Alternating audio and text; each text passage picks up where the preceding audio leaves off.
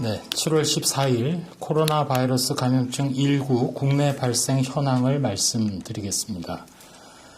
국내 발생 신규 환자는 총 14명이 확인되었습니다. 해외 유입 사례까지 포함해서 총 누적 확진자 수는 13,512명입니다.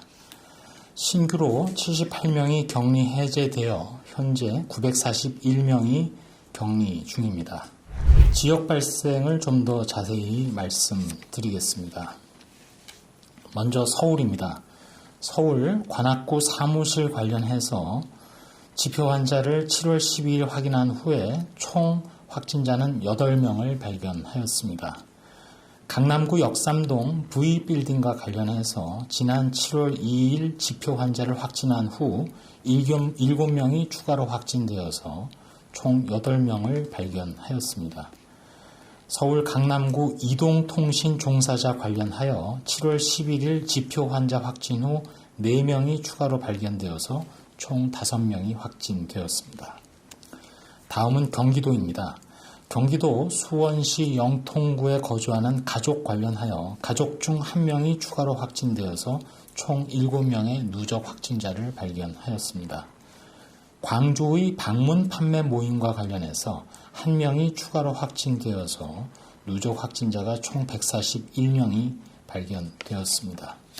다음은 해외 유입 확진자에 대해서 말씀드리겠습니다.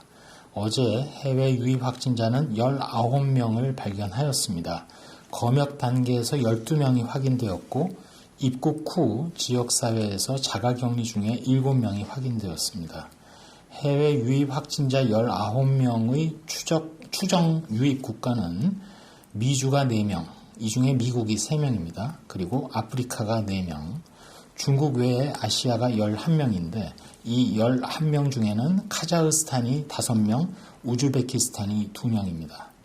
저희 중앙방역대책본부에서 코로나19의 전 세계적인 동향을 분석하면서 최근 늘어나는 해외 유입과 관련해서 확진자의 해외 유입에 대한 관리 방안을 지속적으로 추진하겠음을 말씀드립니다.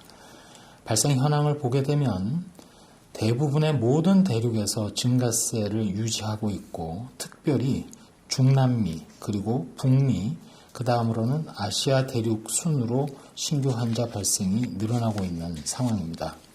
국가별로 볼 때에도 지난 2주간 인구 10만 명당 누적 환자가 120명 이상인 국가가 11개국에 이를 정도로 날로 증가하고 있고 특별히 미국의 경우 하루 환자 발생이 5만 명 이상으로 증가하는 등 역대 최고 발생 수준을 나타내고 있습니다.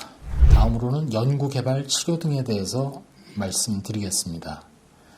코로나19 혈장 치료제 개발을 위해서 추가로 15명이 혈장 공여에 참여하여 현재까지 390명이 혈장 공여 의사를 밝혀주셨고 실제 공여 참여자는 182명이며 현재 대구를 중심으로 추가적인 실질적인 공여 참여도 진행되고 있습니다. 현재 렘데시비르의 경우는 24개 병원에서 49명의 중증 이상의 환자에 대해서 신청을 받아서 49명 모두에게 공급을 완료한 상태임을 말씀드립니다. 코로나 방역을 장마철에 좀 더 특이하게 주의해야 할 점을 여쭤본 건데 장마철에서의 코로나 그 부분은 이재민이 발생했을 경우에 사회적 거리두기를 철저히 지키는 부분이 중요하다는 말씀을 드렸고 추가로 코로나 바이러스 자체는 아무래도 바이러스들의 특성이 그렇듯이 습도가 낮고 또 온도가 적정할 경우 되게 그 실내에서 에어컨이 틀어져 있을 경우에 습도와 온도의 경우는 되게 길게는 5일까지도 생존하는 것으로 그렇게 알려져 있습니다. 동시에 그 장마철에 다른 감염병과의 증상 중에 열이라든지 몸살기라든지 이런 것들은 증상이 겹치지만 그럴 경우에도 그 수인성 감염병 이외에 코로나19도 같이 의심을 해서 검사 진단을 받는 것도 중요하다는 말씀을 드립니다.